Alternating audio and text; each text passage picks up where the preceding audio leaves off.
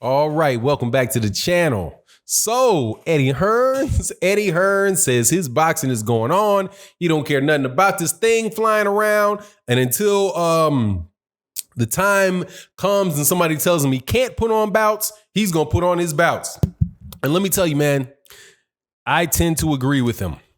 My wife don't agree with him. A whole bunch of people around him doesn't agree with him. But I agree with Eddie Hearn. Man, hell has frozen over. Let's talk about that in this video.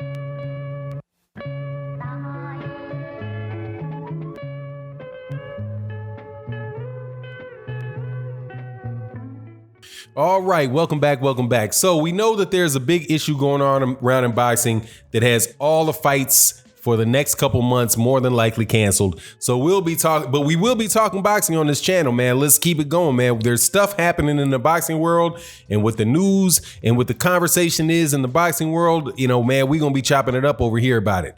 So Eddie Hearn has decided that he's going to continue to put on fight cards in the middle of this stuff going on, and he ain't shutting down until somebody tells him he has to shut down. Now, what is the risk in that?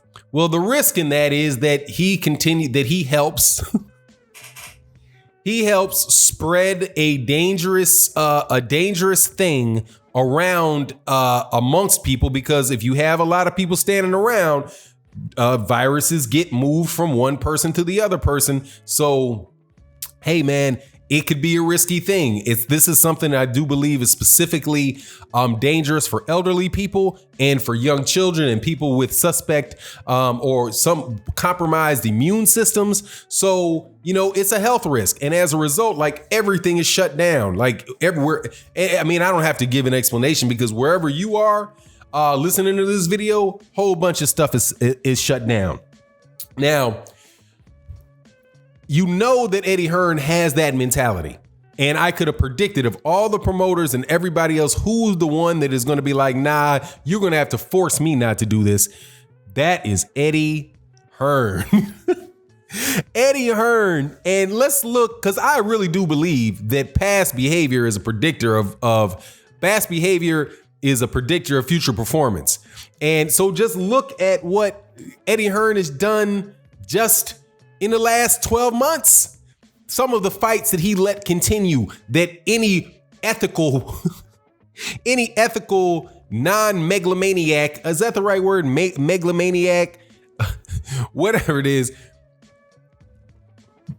Situations where bouts should have been stopped. Okay, so example number one, Dillian Whyte versus Oscar Rivas. Dillian Whyte tested positive for performance-enhancing drugs in the lead-in to the fight. Tested positive for performance-enhancing drugs in the lead-in to the fight. Only Eddie Hearn knew. Eddie Hearn knew. UCAD knew. BBOC knew. They didn't inform the WBC. They didn't inform WBC. They didn't inform VADA. They had a little meeting, secret meeting, or a closed meeting. Let me not sound, try to make it more scandalous than it is. A closed meeting, and they decided to let Dillian Whyte fight. Eddie Hearn is the promoter of that card. If Eddie Hearn was concerned for the safety of Oscar Rivas, Eddie Hearn could have said, no, we can't do it. We either got to get a replacement for my guy Dillian Whyte, or we got to scrap the event and lose this money that we've already, we're going to have to return tickets and do all this stuff. And he said, no, Oscar Rivas' health is not more important. Oscar Rivas' health is not more important than my money. Okay, so he went on ahead and he made that decision as well. Next situation. He, with Daniel Jacobs and Julio Cesar Chavez Jr. Julio Cesar Chavez Jr. refused to be tested by the state of Nevada. Ran out the back door when it was time to test him, because I guess they came to get him when his cycle, right when his cycle was off at the wrong time. So he broke out, refused to come back. The state of Nevada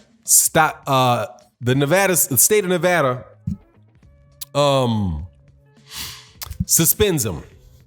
Does that stop the fight? No. Eddie Hearn says, I don't care. We'll forum shop this and go on over to Arizona and sue the state of Nevada by saying they didn't have the right to suspend him because he had not signed for a fight yet. So since he hadn't signed for a fight yet, they didn't have the right to test him. The guy literally sued the Nevada State Athletic Commission for out of competition drug testing.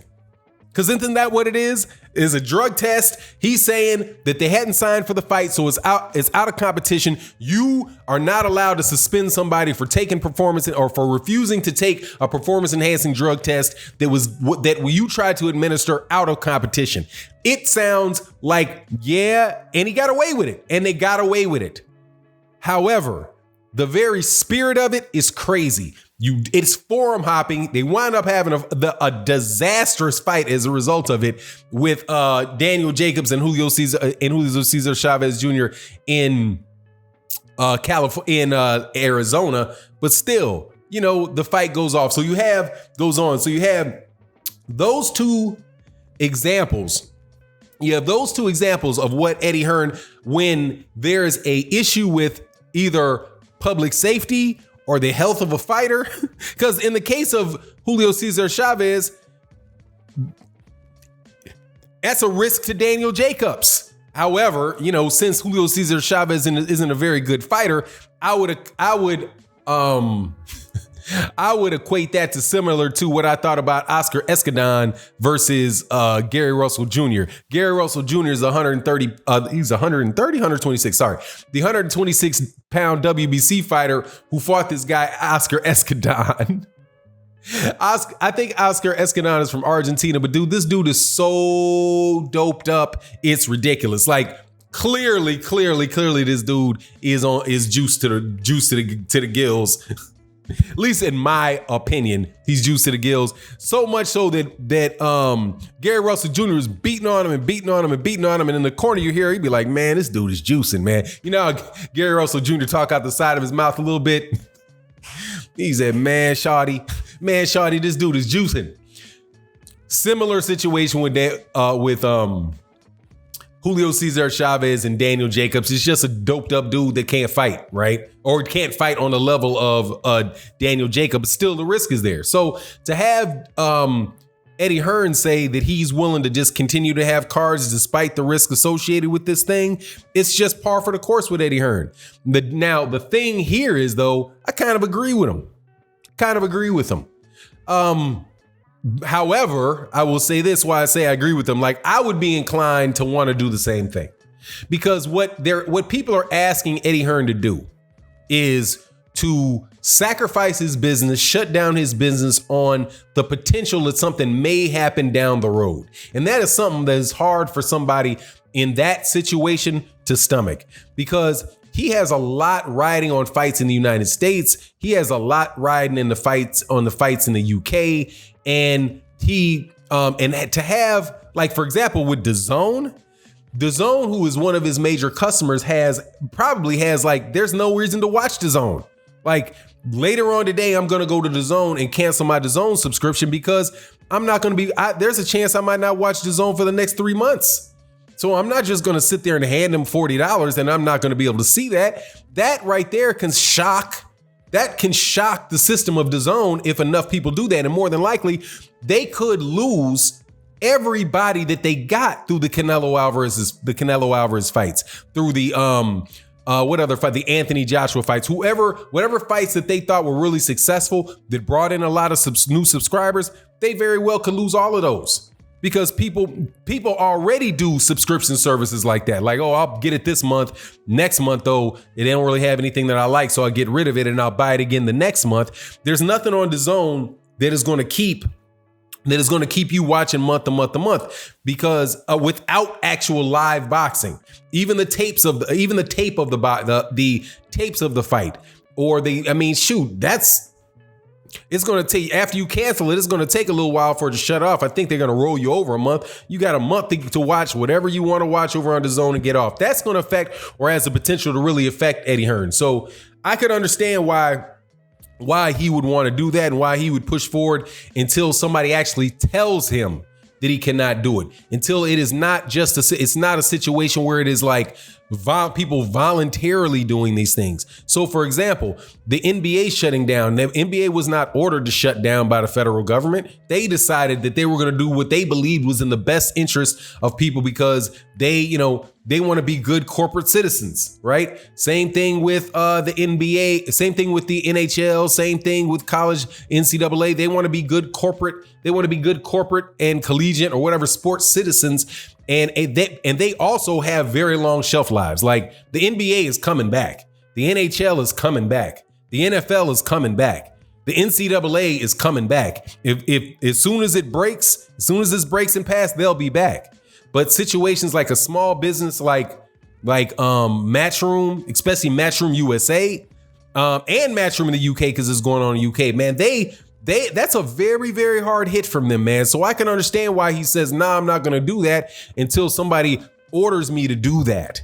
Because as of right now, hey, man, it's the potential of a lot of stuff going on, but it's not actually been realized yet. So he's going to try to save himself and save some money. And that when you are a businessman primarily, and your responsibility is to take care of your business, you might have the inclination to do so. And also because everybody else stopped their stuff, then he's the only one putting on fights. He could actually turn what is a negative into a positive, because while nobody else is having fights, he is. So boxing, people that want to see boxing, the only place they have to go is him. So honestly, man, it's a pretty smart decision. Not a very ethical decision, but as far as a practical business decision, hey man, you got to do what you got to do to eat, man. And I understand and respect the dude, man, in that regard. But anyway, it is what it is. You let me know what you think in the comment section. And with that, I'm out. Peace.